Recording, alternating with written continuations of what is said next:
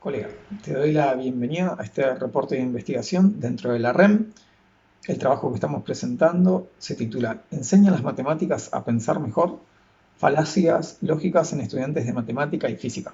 Este trabajo lo presento conjuntamente con el doctor Agustín Aduriz Bravo de la UBA y mi nombre, Samuel Noya, de la Universidad Nacional del Nordeste. El presente trabajo tiene por objetivo general aportar datos de análisis acerca de la creencia de que la matemática desarrolla habilidades de razonamiento condicional con mejores resultados que otras disciplinas. A estos fines nos hemos propuesto evidenciar la habilidad lógica alcanzada por estudiantes avanzados universitarios de las carreras de matemática y de física para resolver y justificar tareas que involucran dos modos válidos y dos modos falaces. El marco teórico que hemos elegido es el de la psicología cognitiva y la metodología que guía la investigación es de tipo cualitativa. El análisis de los resultados pone en evidencia una habilidad lógica acotada en la resolución y justificación de las tareas que involucran a los modos falaces en contraposición con los modos válidos. La permanencia y pertinencia de la matemática en la mayor parte de la currícula de la enseñanza, tanto obligatoria como post-obligatoria, suele basarse en dos ideas centrales. Por un lado, por su capacidad para modelizar la realidad y por el otro lado, por ser una herramienta capaz de promover con más eficiencia el desarrollo del pensamiento lógico y en particular el razonamiento condicional. La primera de estas ideas goza de buena salud dentro de la comunidad matemática y es en general la que rige las corrientes didácticas actuales que se inclinan por una matemática basada en modelos y en la resolución de problemas. Es pretensión de este trabajo poner de manifiesto que la creencia de que la matemática como una herramienta que facilita el desarrollo del razonamiento lógico se encuentra al menos por el momento poco sustentada por datos empíricos y sin embargo suele esgrimirse como una piedra fundamental que justifica el porqué de la matemática en mucha o en gran parte de la currícula. Para este marco teórico hemos entendido y definido como habilidad de razonamiento a la facultad mental que tiene un individuo para utilizar un modo inferencial que le dé información nueva o bien que le permita justificar la verdad o falsedad de información que ya posee. Si bien los orígenes del razonamiento en general se remontan a la filosofía y en concreto a la lógica aristotélica, es dentro de los trabajos pioneros de Brunner y más tarde de Wasson en los cuales se enmarcan actualmente los estudios sobre el razonamiento condicional. Dentro de estos estudios pueden diferenciarse al menos dos líneas de investigación, una con mayor énfasis puesto en la lógica y otra en afirmaciones de uso cotidiano. Estas últimas más estrechas, en vínculo más estrecho con la psicología y las primeras ligadas a investigaciones de carácter lógico-matemático como la que estamos mostrando aquí. Las falacias lógicas estudiadas en esta investigación son la falacia abductiva, ¿sí?, o falacia de la afirmación del consecuente, y la falacia de la negación del antecedente. La falacia abductiva puede ser descrita como la creencia de que ante el consecuente Q el individuo interpreta que estuvo presente el antecedente P, lo cual puede haber sido cierto, pero solo en términos probables y no en términos necesarios. La inferencia abductiva ya fue estudiada por Aristóteles, pero solamente fue valorada por los estudios de Charles Sanders Peirce, ¿sí? Esta inferencia va del caso a la regla y es la inferencia que genera nuevos conocimientos. Es una inferencia no demostrativa, en tanto que un efecto puede ser producto de causas distintas. Eco, en 1990, postula que la abducción es un acto creativo. Sostiene que la misma es un proceso intelectual mediante el cual un sujeto genera una hipótesis nueva. Hoffman critica esta idea de Eco por entender que la hipótesis surge de la nada.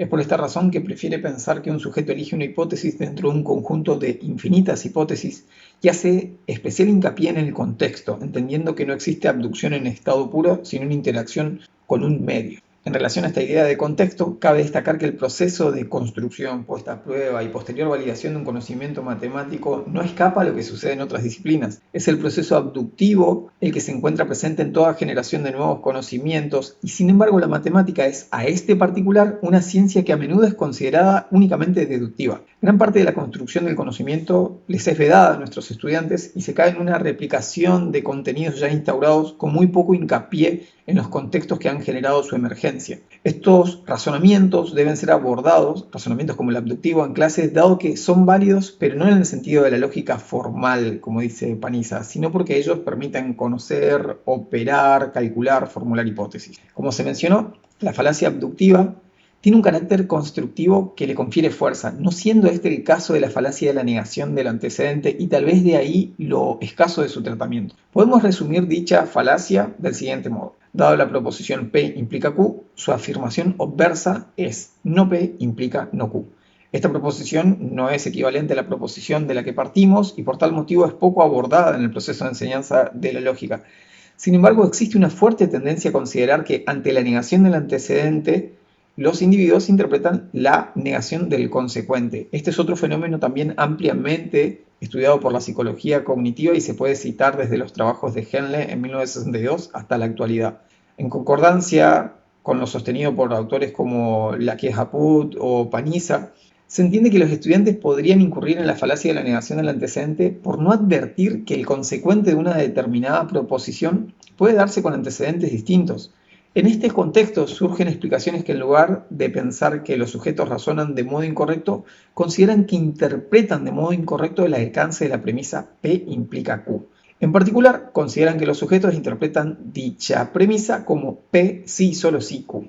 Si este fuera el caso, se convierten en válidas las formas no P implica no Q del caso negación del antecedente y la forma Q implica P del caso afirmación del consecuente. A este fenómeno de esta interpretación se lo conoce como perfección del condicional.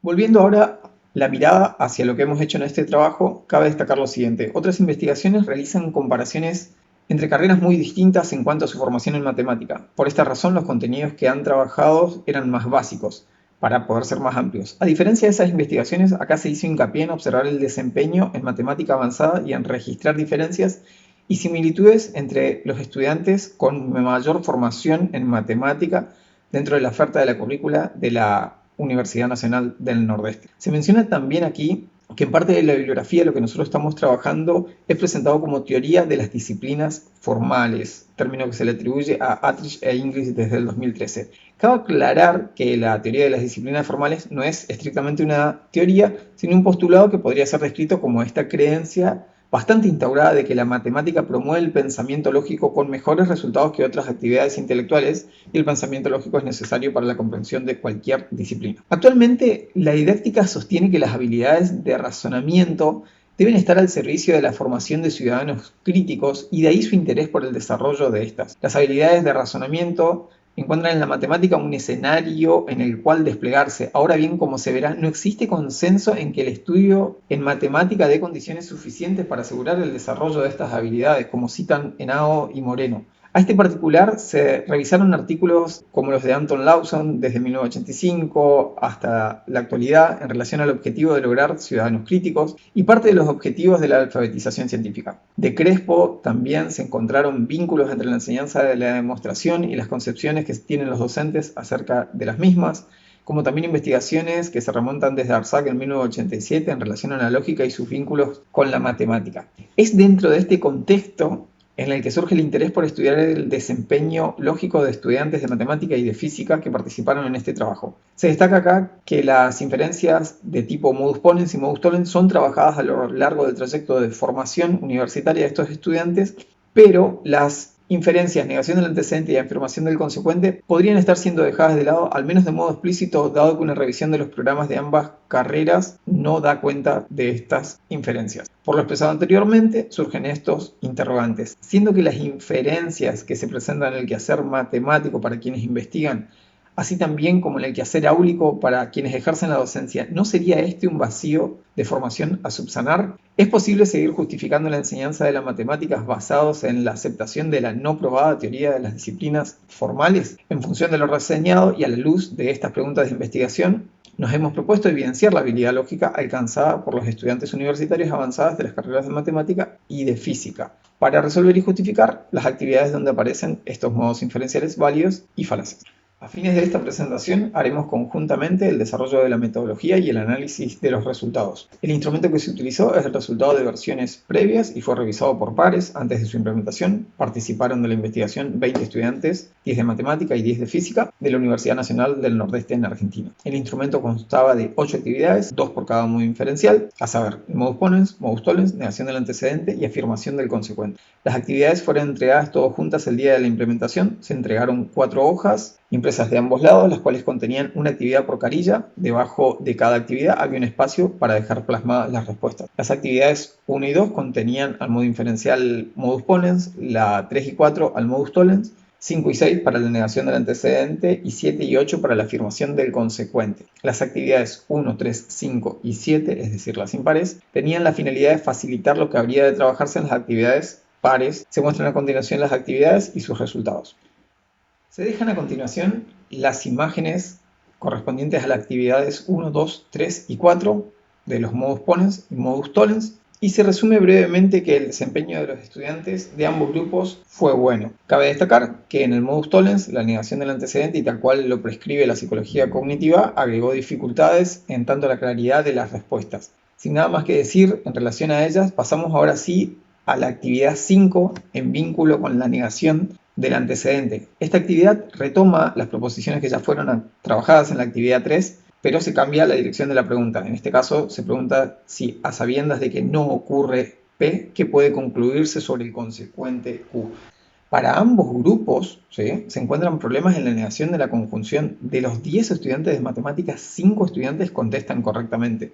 Del resto tenemos un estudiante que incurre abiertamente en la falacia de negación del antecedente y 4 a los que se catalogó como respuestas que dejan entrever una habilidad lógica acotada dado lo difuso de sus respuestas. En el caso de física se tienen 7 respuestas correctas y 3 casos de la falacia de negación del antecedente.